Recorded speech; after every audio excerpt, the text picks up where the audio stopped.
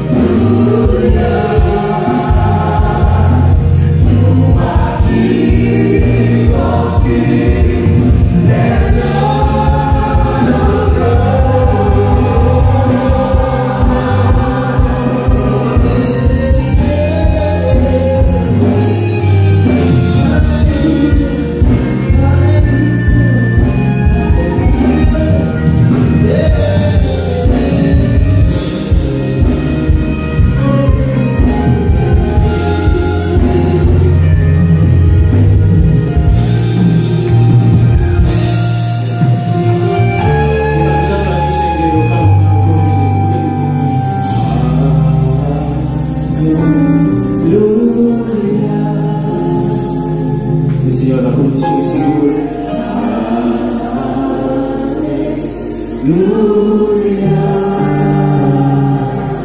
Hallelujah.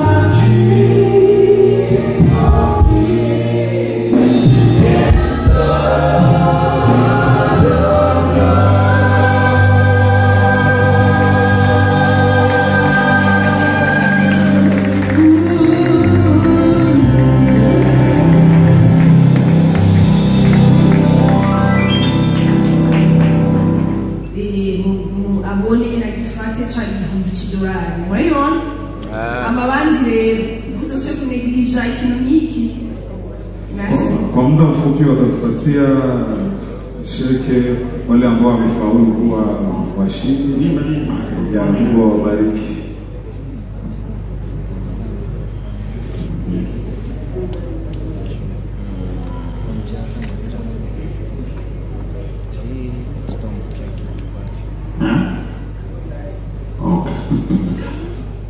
Ndagisi yangu mwese.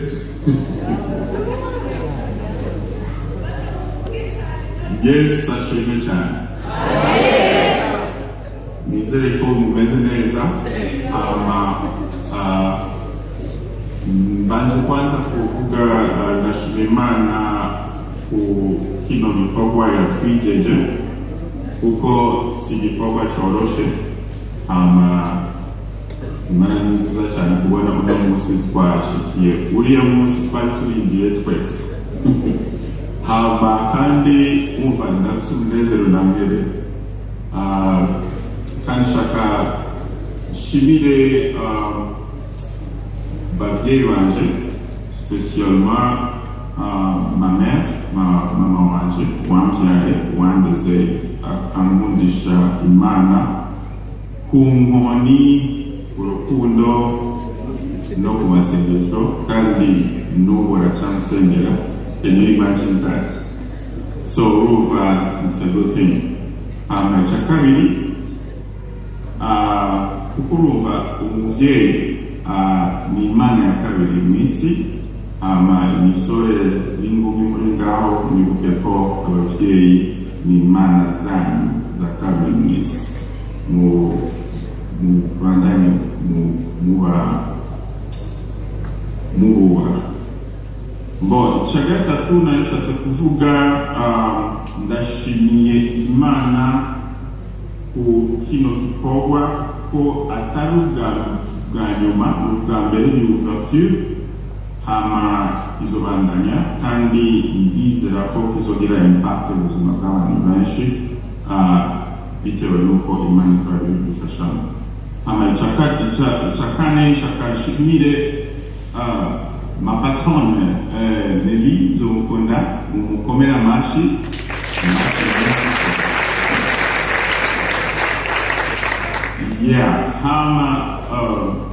Nelly ni umwana twakoranye kandi icyo namukundiye kandi nakunze ko dukorana nuko ari umuntu afise mentalite yugurutse adafunganye cyane.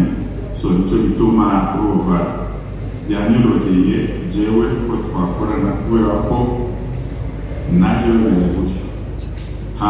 Nabashimira umushinga naye wiwe Fabrice kandi ari n'umugenzi utwemerera gukorana kuko uruva si ibintu bitoroshe ko gukorana n'umukenyezi umugabo wiwe uruva sometimes abagabo imbere yuko wemera ikintu ifo yuko usuzuma neza ariko ndizera ko yabonye ko turi mu bintu biseje nicyo gituma ko yatwemereye gukorana n'umukenyezi wiwe. Rero ndashimiye also administration yose ya Life Center mu buryo bw'umwihariko Pastor Mark Monsieur umushumba mukuru wa Life Center misi yose utwemerera kuza gukorera kuri Life Center, kandi numvise ko nibacemerera cyane abantu benshi kuza gukorera ngaho, ariko uruva twebwe yatwemereye uva twarishe miliyoni 7 kugira ngo dukore kuri icyo kibanza tu honore Imana yacu, tu honore n'abantu bacu. Rero turabimushimiye cyane, umva mumbabare kuvugana ko twarishamira kuva ndazi ko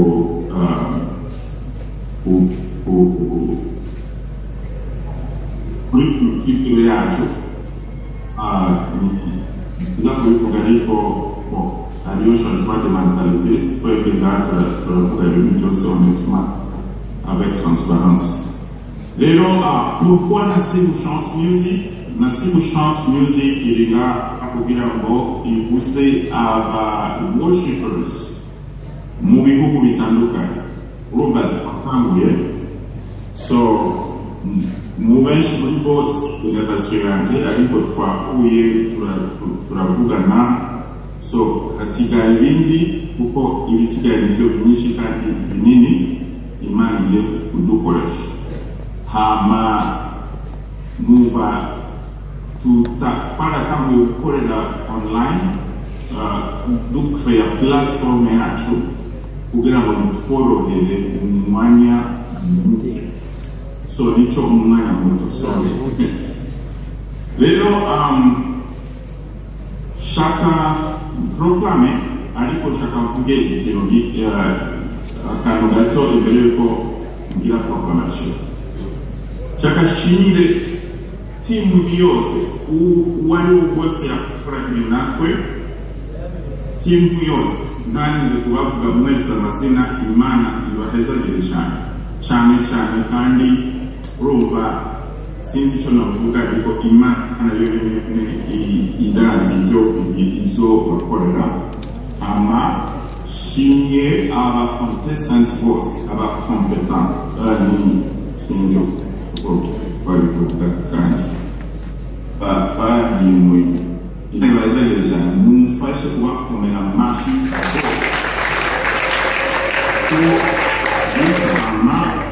bakabikorera. Ndazi ko bamwe muri zo kuva muri turimo ibibazo byinshi, ariko byabaye bishoboka ko bitoza, ariko barabaye selectionné, ariko nta kibazo, si herezo ni intama, right? Then muri competition twari twavuze yuko uzoba uwa mbere azoronga $1,000, uwa kabiri $500, uwa gatatu $200. Hama mu bibanza bitanu bya mbere, aba batanu ba mbere tuzobareka binjire muri saison ya kabiri batarinze kuba selectionné natwe ngaha, niyo avantage ya mbere. Ariko muri saison ya kabiri iruruwe, nimba uzi umukazeni wawe aba mu gihugu cyangwa hanze y'igihugu afise talent yo kuramya Imana, niwe dukeneye. So urumva avantage nuko dushaka gusubiza abana bacu, generation yacu, generation dukurikira ikunde Imana gushiriza, itarinze gufatwa n'abantu byo mu isi babahamagaye. Kuruba turakenera naho turi abo misi, turakeneye hafi nayo kuruba. Urabona inamba yenda yavuzwe n'amahera, si Imana yaguye iba mu nzu. rero abana b'Imana bone tuba dukeneye amafaranga. Ndazi ko twebwe surtout mu mico yacu uvuze ifaranga batababona ko wabaye umupagani oye urakeneye ifaranga. Haleluya. Amen. Leo shaka mvuge kuva kuwa gatanu abari kuri tekinike baraza kumbwira igihe baza kubaha amasheki kugira ngo ngende ndafata pause.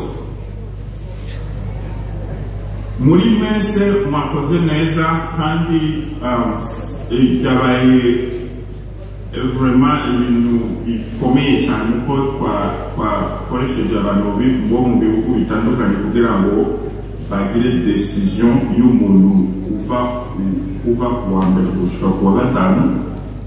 Sasa resultat ni iyi. Are you ready? Yes. That's good. Rero shaka yuko mwese mugira umunezero kuko uruva uwa mbere yamara uwa mbere si bose baba babanje.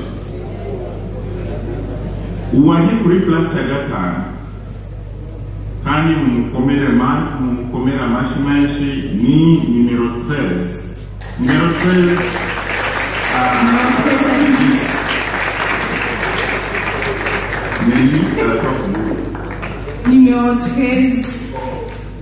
Numéro 13 ntiyashoboye kubana natwe hano ariko nibaze ko mumukomera amashi cyane.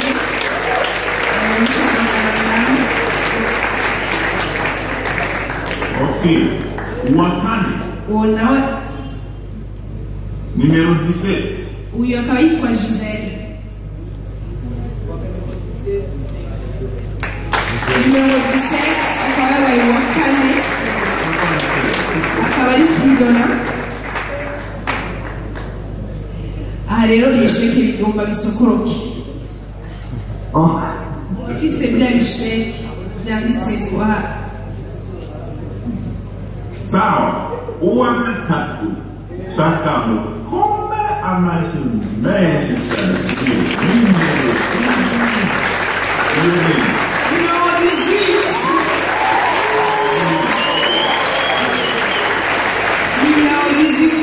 abantu baje kubishigikira mu kanya baraza kudufasha kubaha amasheke.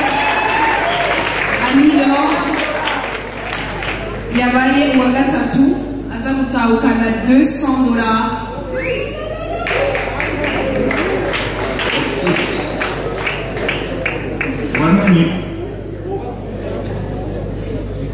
Na marché noire kabisa tuko hapa. Kumukanguka. Tunarindira wa kabiri. Wa kabiri. Numero 20. Numero 20. Unawe akaba ari umupapa yitwa Siriaki. Yashoboye kurondera amajwi ahantu hose yashoboka. Amashi menshi baje, amashi menshi. Unawe akaza gutahukana $500. Kuri numero 20 nanishyize kukuba kanu. Narakunze kungene yaje azanye umwana wiwe bo muwanzi ngaha barazi ko munda abana. So mvugisha ukuri umwana wiwe niwe yatumye tumureka arengana.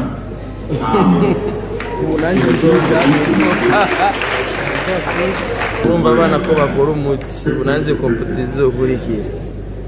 Rero Imana imuheza kuri kukaje yiwe.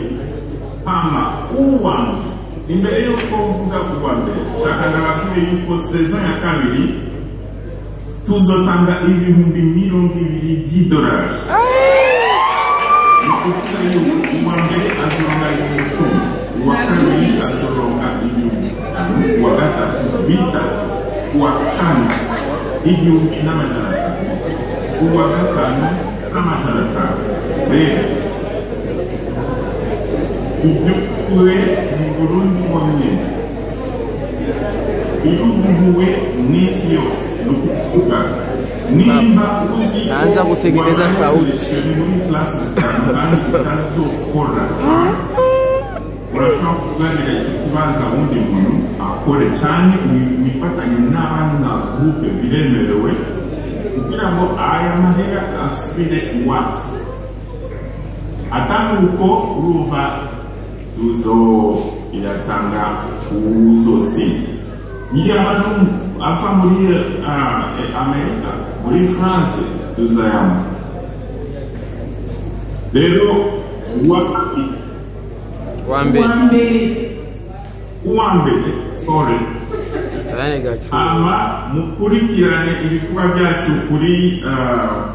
kuri Instagram, TikTok, YouTube channel, subscribe na Facebook kugira ngo tubane tubagira uko ngere bimeze. Ndavuze kandi ibi biratandukanye n'izindi competition kuko ni kuga kingdom y'Imana, right?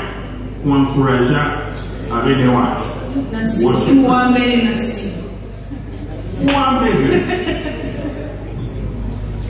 uwambere mimi Melody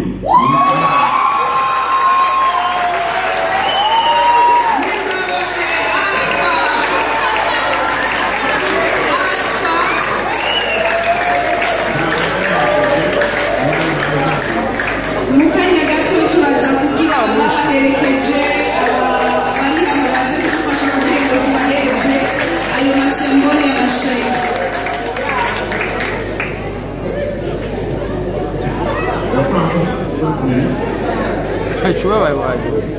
Urashobora guhera neza. Mbona kumbareza. Murashobora guhera neza kugira ngo dutange aya masembole y'amasheke. Guhera neza. Bon. To be honest, ndashobora kuvuga ko ndanezerewe kandi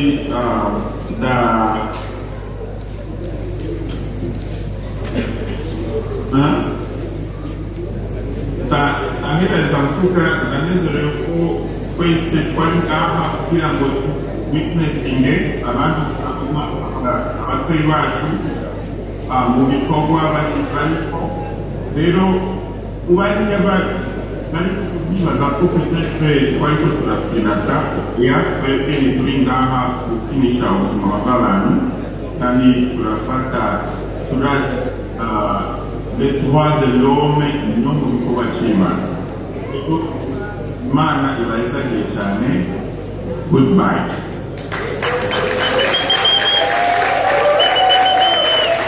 Rero tubashimiye cyane kubaherekeje Siriake niba hariho kandi mu kanya gatoyi Pastor Christian umwungere wacu ashobora gushika hano akagira icyo atubwiye cyane ace abasengera mu mwanya muto y'idusozera hama babaherekeje na mama wa Nasibu ashobora gutera iteka akaza ngaha afata iyo sheke mu kubaha dufata ako gafoto n'uwaserukiye Siriake nimba hariho umwungere wiwe cyangwa undi muntu yamwerekeje ashobore kuza tubahe iyo symbole ya sheke hama turangize umwanya wacu. Pastor Christian karibu, mama karibu, abaherekeje ababatsinze tumenye ukuntu tubahereza ababaye wa gatanu n'uwa kane murakoze cyane tugomba dutange amasembole y'amasheke bateguye sheke ya numero 3 ya Anilo hariho waguherekeje arashobora gushika hano photographe arashobora kwegera Pastor Christian na mama Nasibu pesa kesa isheke. Nous vous honorons parce que vous êtes là pour hapa na huyu mpokeza ile katikati jahagati mpatie wamuherekeje bien sûr nawe aje ifoto umuhereze agasanamu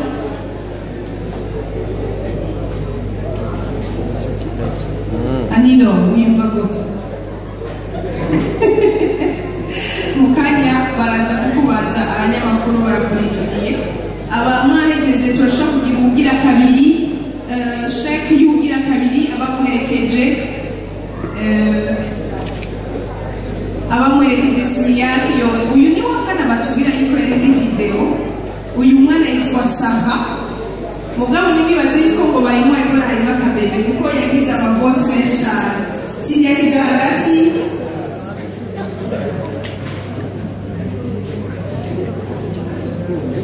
John Messi.